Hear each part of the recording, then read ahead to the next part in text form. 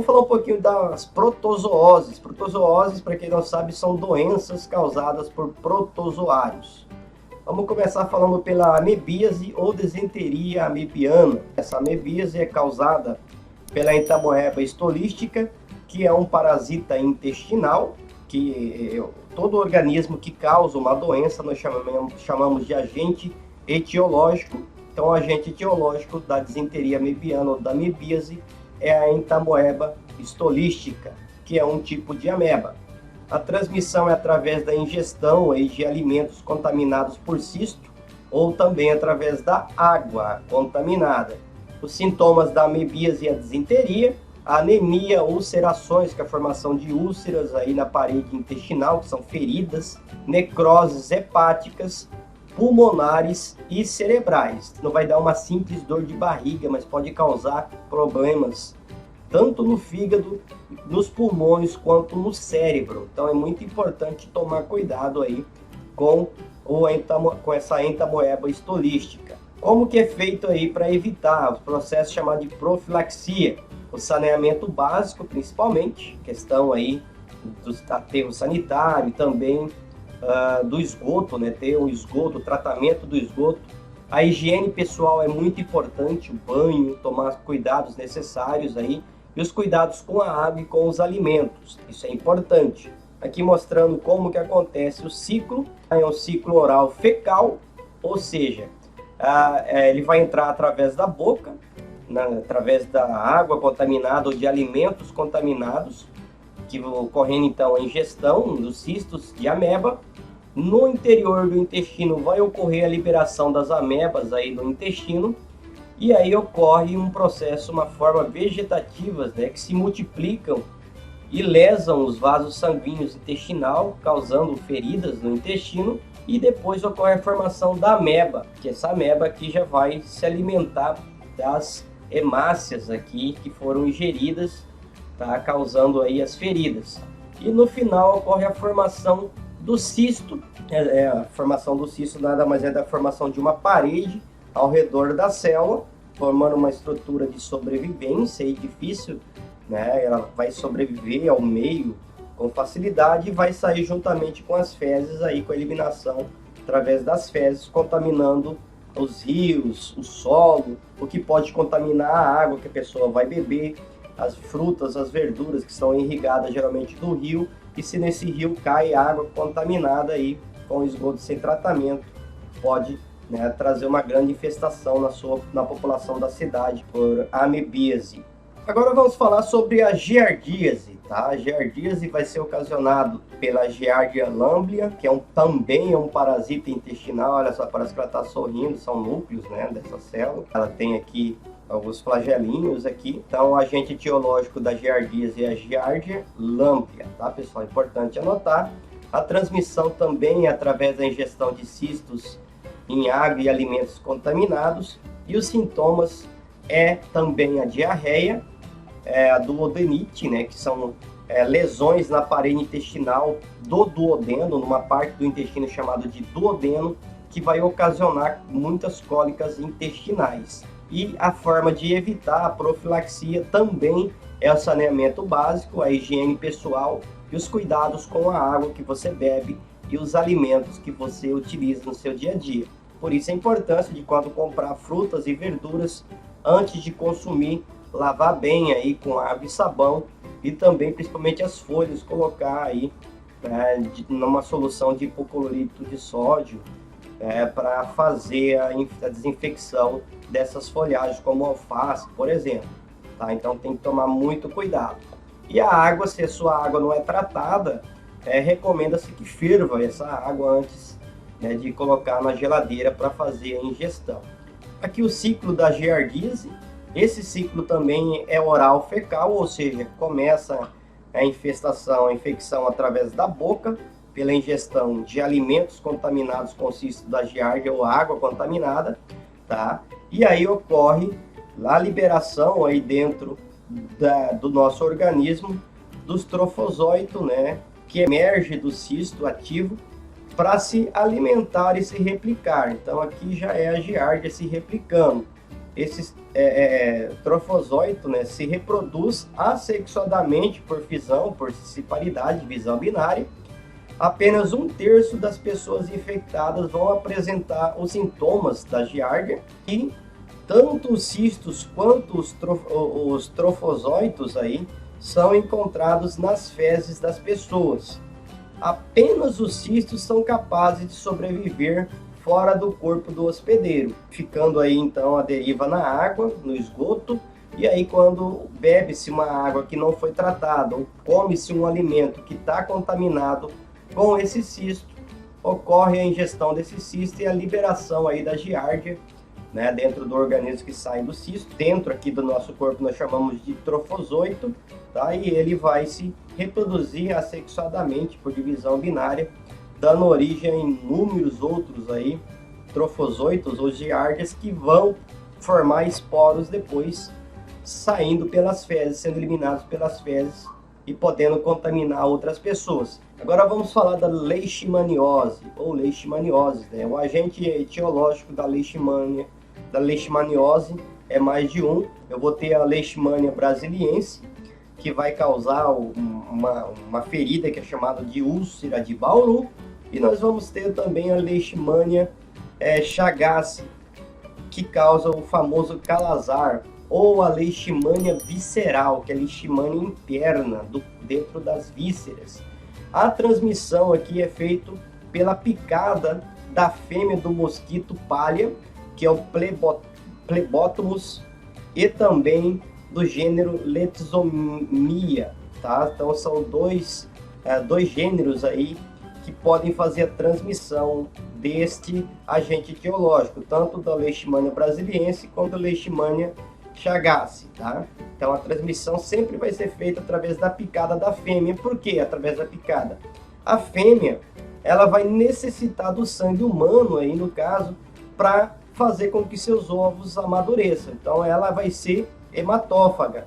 Já os machos aqui geralmente se alimentam de seiva de vegetais e não vão ser hematófagos. E no caso aqui são dois gêneros que são responsáveis, né? São bem parecidos, chamados de mosquito palha, tá? Que é o caso do Phlebotomus, e do gênero Lutisomia, tá? Que vão fazer a transmissão da leishmania, da leishmaniose para a gente. Como que a gente faz para evitar a leishmaniose? A profilaxia. Profilaxia é combater o vetor, combater esses mosquitos. Depois de fazer o combate, também nós temos que fazer o tratamento do doente, usar vacinas e a eliminação de animais doentes aí, né, que não conseguem ser curados, tá? Que muitas vezes devem ser sacrificados para não transmitir para outros animais. Sintomas: a úlcera de Bauru são úlceras de difícil cicatrização que causam deformações nas mucosas e nas cartilagens. Olha a situação que fica a pessoa, né, com essa úlcera. Então, nesse caso, a Leishmania brasiliensis vai causar essas úlceras, essas feridas nas mucosas e na parte externa do corpo. O calazar, né, vai trazer lesões aí no baço, no fígado, nos rins e nos intestinos, fazendo a redução do tecido hematopoético também.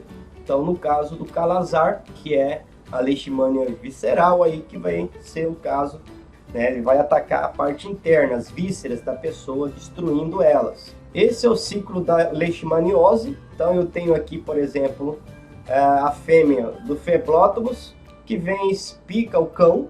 Esse cão vai ficar infestado pelo agente etiológico. Outro Phlebotomus pode vir e chupar o sangue desse animal, um Phlebotomus que não esteja contaminado, porém se ele vem e suga, agora ele vai ficar contaminado e aí ele pode vir e picar e se alimentar aqui do sangue de um ser humano, e com isso ocorre a infestação, a infecção do ser humano. Tá? Esse Phlebotomus também, na natureza, vai se alimentar de sangue de roedores e de cães silvestres, sendo aí os seus, vamos dizer assim, reservatórios naturais, né? Seriam os roedores e os cães silvestres. Porém, o agente transmissor aqui, o vetor, são as fêmeas, né, de alguns mosquitinhos, de alguns gêneros aí que transmitem para nós. Aqui alguns cães, né, com leishmaniose, né? Eles ficam em situações deploráveis. É possível fazer o tratamento às vezes, quando não chega em estágios tão avançados, mas infelizmente muitas vezes o estágio é tão avançado que o sofrimento do cão é muito grande, que o veterinário decide, em vez de prolongar em meses de sofrimento desse animal, né, que é muito dolorido, sacrificar esse animal para evitar o sofrimento dele. Porém, existe aí tratamento sim, né, para esses cães. Então é uma doença muito complicada, muito dolorida e que passa muito facilmente também para o ser humano. Agora vamos falar do tricomoníase, que é causada pelo Trichomonas vaginalis, que é um tipo de protozoário que gosta de viver na vagina, tá? Daí o termo Trichomonas vaginalis, quando ele foi descoberto, foi descoberto de secreções vaginais, tá? Esse protozoário aqui. A transmissão é contato sexual, principalmente através do contato sexual, tá? Também o uso de sanitários e roupas íntimas em comum. Então daí um perigo muito grande com sanitário de escola, sanitário de banheiros públicos. Então tomar um cuidado muito grande, tá? Quando for fazer o uso desses sanitários, se possível evitar usar esses sanitários públicos, tá? Porque você não sabe quem usou ali. E não é passar um papel higiênico ali que vai desinfetar, que vai tirar esse organismo dali, se caso alguém urinou na tampa do vaso ou no vaso, tá? Então tem que se tomar um cuidado muito grande e não usar roupa íntima de outras pessoas, não compartilhar roupa íntima jamais, tá? De outras pessoas, mesmo que seja da família. Os sintomas são aí a uretrite, que é uma infecção na uretra, que vai causar aí uma dor, uma queimação ou urinar, e também vai, né, ter um corrimento. Lembrando que apesar do nome ser Trichomonas vaginalis, ele não ataca apenas a mulher, mas também ataca o homem. No caso do homem vai causar principalmente a uretrite, vai causar o prurido, né, que é a formação de pus, e a leucorreia, que é o corrimento aí que vai acontecer. A profilaxia, medidas que vão evitar que você pegue tricomoníase durante o ato sexual. Usar preservativos, tá? E ter os cuidados com a higiene, banhar muito bem, né? E quando for ao banheiro, não se esquecer que você não lava a mão apenas depois de ir ao banheiro, e sim antes de usar o banheiro. Então antes de ir, né, fazer o xixi, fazer o cocô ali, antes de tudo, lava suas mãos, e aí sim vá. Muito cuidado em pegar na fechadura também, tem que se levar em consideração todos esses fatores para evitar de verdade, tá? Mas lavar as mãos antes de fazer xixi, né, de usar o banheiro, é uma medida eficientíssima para evitar que pegue tricomonas vaginalis, tá? É comum crianças terem tricomoníase aí, nunca tiveram um ato sexual, porque pegam em banheiros escolares. E também, pessoal, quando vai na casa do colega, da amiga, do amigo, nunca compartilhar cueca, calcinha, leva suas roupas íntimas aí, nunca compartilhe, porque se um dos dois estiver, né, contaminado, vai contaminar o outro. O ciclo da tricomoníase é esse aqui, através da relação sexual. Vai ter aí o trifozoita, né, a trifozoita que é o agente etiológico, que vai ser capaz de passar por divisão binária, formando outros, e aí vai ocorrer a infestação. Agora vamos falar da doença de Chagas, uma doença bem comum ainda no Brasil, já foi muito mais comum. Ela é causada pelo agente etiológico chamado de Trypanosoma cruzi, que é esse protozoário aqui, um esporozoário, né? A transmissão é feita através contato das fezes do percevejo ou barbeiro, que é o Triatoma infestans, que é o vetor. Então o Triatoma infestans é quem passa, né, o agente etiológico, que geralmente ele vai pegar esse Triatoma cruzi, o Trypanosoma cruzi, aliás, de animais silvestres, como o tatu, por exemplo. Ele vai lá, suga o sangue e vem para perto das pessoas, morar ali nas casas. E aí, se tem alguma pessoa ali, ele vai sugar o sangue posteriormente. E quando ele suga o sangue, ele faz cocô. E aí sai juntamente com as fezes dele sai o triatoma cruzi, que vai infectar a pessoa aí que foi picada. Os sintomas são vários sintomas muito complexos aí que causam problemas sérios para a pessoa. Um deles é a cardiomegalia. Que é isso? Coração, o crescimento do coração. Também ocorre a fibrose cardíaca, né? Vai formar fibras do coração, reduzindo a eficiência do coração, a redução da pressão sistólica e a bradicardia, além de outras situações que vão acontecer, né, na pessoa infectada.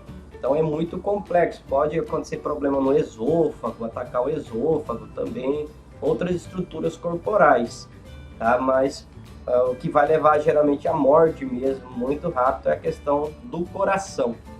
Quando ataca o coração, eles vão para o coração, esse triatoma cruzi, causando aí a cardiomegalia, a fibrose cardíaca, reduzindo consequentemente a pressão sistólica e causando a bradicardia.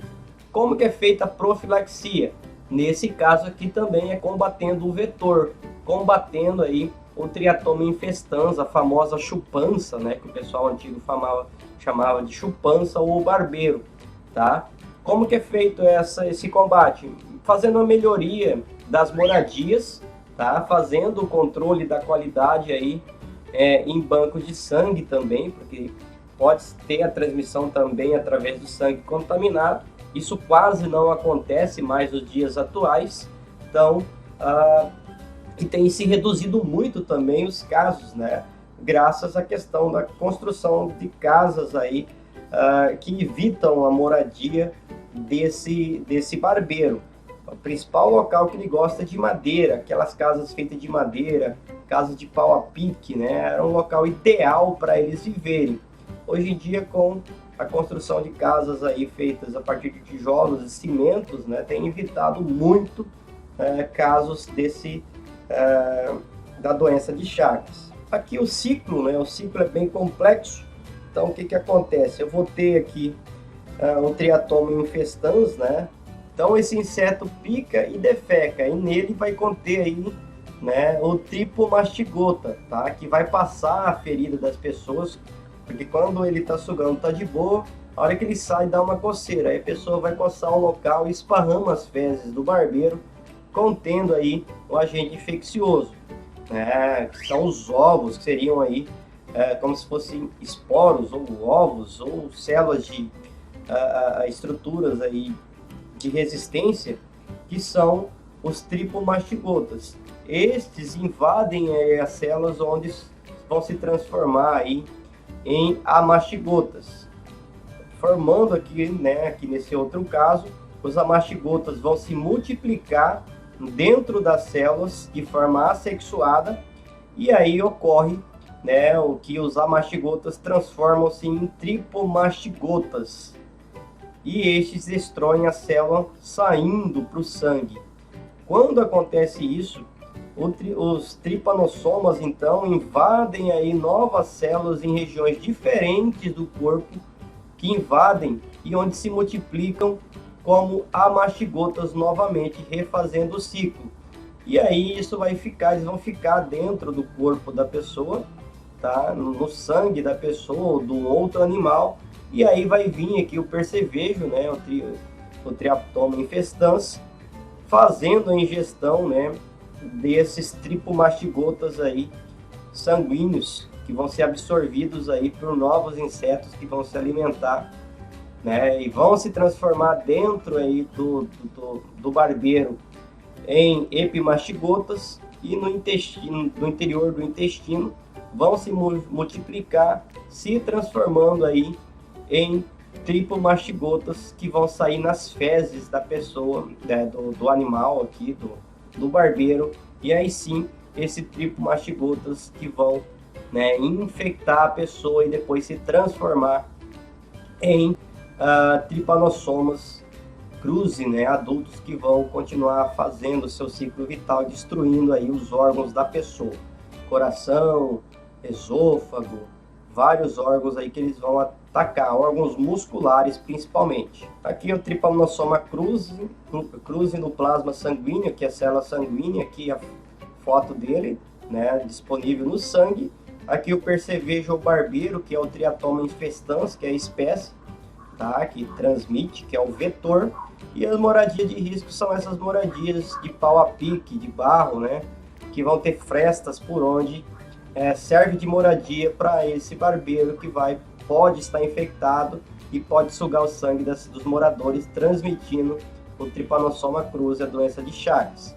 Outras formas de transmissão, através da transfusão sanguínea, através da placenta, através da amamentação, tá? Então, ocorrendo a ingestão do parasita também em alimentos, como suco de açaí e caldo de cana também, tá? Porque eles vivem tanto no açaí, no cacho do açaí, eles podem estar morando ali ou estarem na cana, e quando você tritura para fazer o açaí, ou tritura uma cana, se não teve um cuidado, uma desinfecção, como se deve ser feito nas indústrias, né, nas grandes indústrias, ser feito de forma artesanal, pode passar sim através do suco do açaí e do caldo de cana, tá? Porém, geralmente quando você compra um açaí industrializado, ele teve todo um cuidado, todo um controle de segurança, então por isso muito cuidado ao tomar caldo de cana, saiba a procedência, veja as situações do local,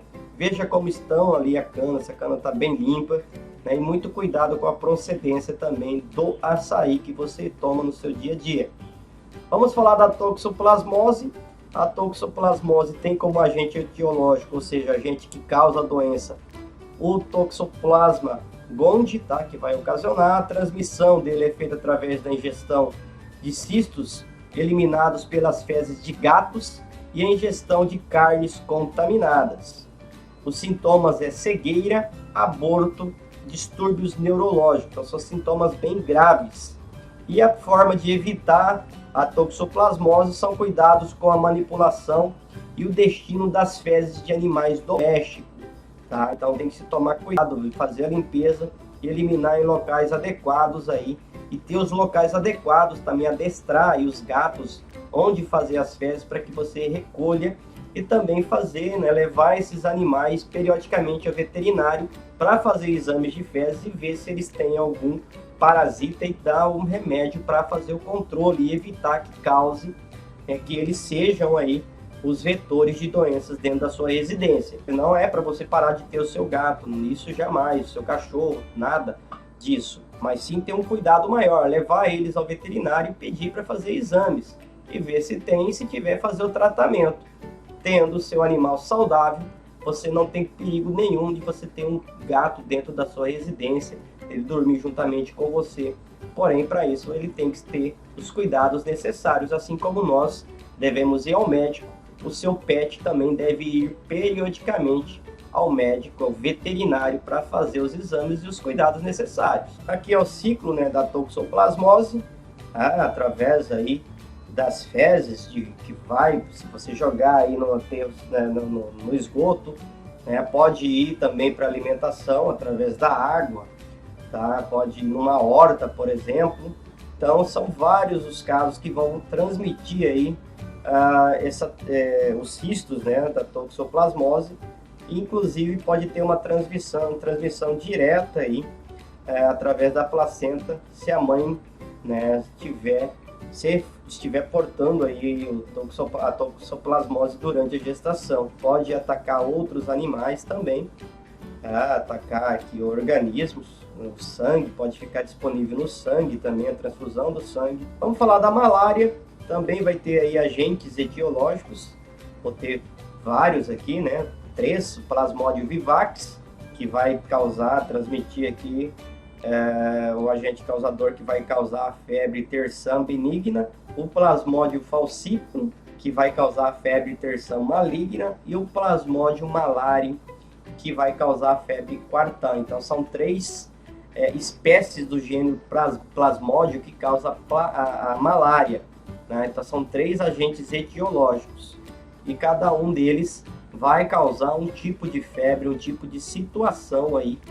né, nas pessoas que foram picadas. A transmissão é feita também através da fêmea, né, do mosquito prego ou Anopheles sp, que vai se alimentar de sangue aqui para amadurecer seus ovos, e com isso, nessa picada. Quando ele vai picar a pessoa, ele joga um pouquinho da sua saliva, que contém um tipo de anestesia, para a pessoa não sentir, né, que está sendo picado ali, e nessa saliva pode conter aí os plasmódios, seja qual for, aí vai causar a malária na pessoa. Os sintomas são febres intermitentes, icterícia, amarelão, lesões dos vasos sanguíneos, a degeneração dos tecidos, calafrios, anemia e a destruição das hemácias. A icterícia é amarelão, para quem não sabe. Febres intermitentes é aquela febre que vem e que vai, sobe e desce a temperatura do corpo da pessoa, tá, ao longo do dia.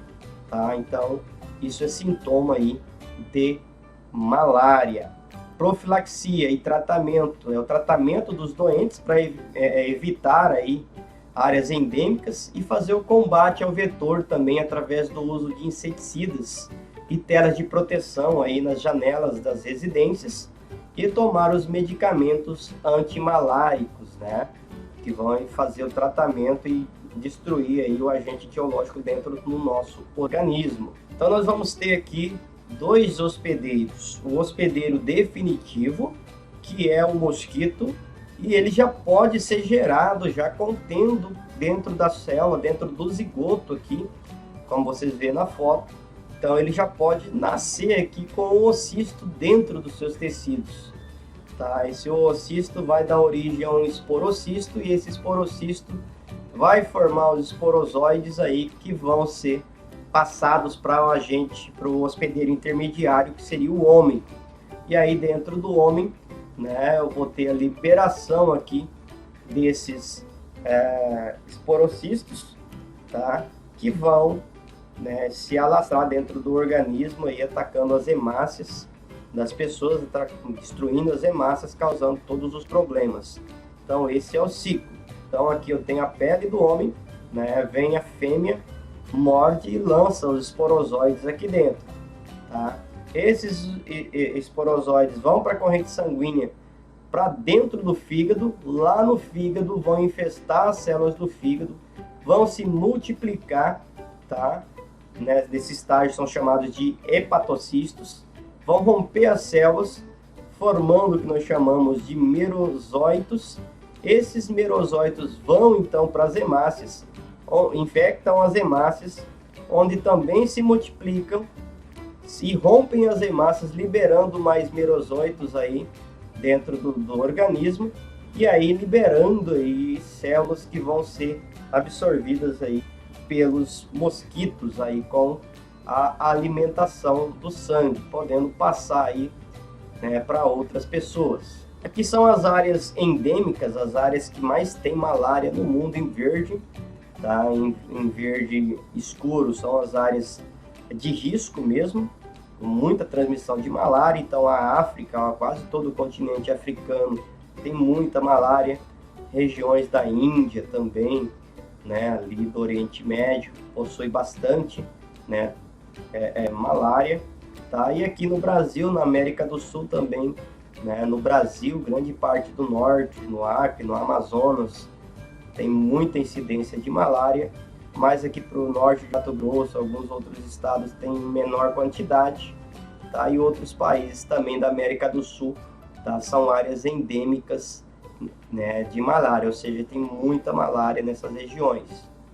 E aqui todas as doenças que nós falamos, né, durante a aula, um resumão, né, falando da doença, o agente etiológico, as formas de transmissão e os sintomas e as formas de profilaxia. Então recomendo aí que vocês façam no caderno esse resumo, que isso vai ajudar muito vocês na hora das avaliações. Não vou falar novamente porque já foi falado durante toda a aula, passo a passo, porém aqui está um resumo para vocês aí estudarem melhor. E com esse resumão aqui, com esse quadro do resumo, nós finalizamos a nossa aula sobre protozoários, sobre protozoose. Espero que vocês tenham gostado dessa aula. Não esqueça de deixar seu like, de se inscrever e ativar o sininho para receber novas notificações. E até a próxima aula aqui no canal Biologia Legal. Né? Tchau, só dá tchau pra galera. E até mais, um forte abraço. E até a próxima videoaula.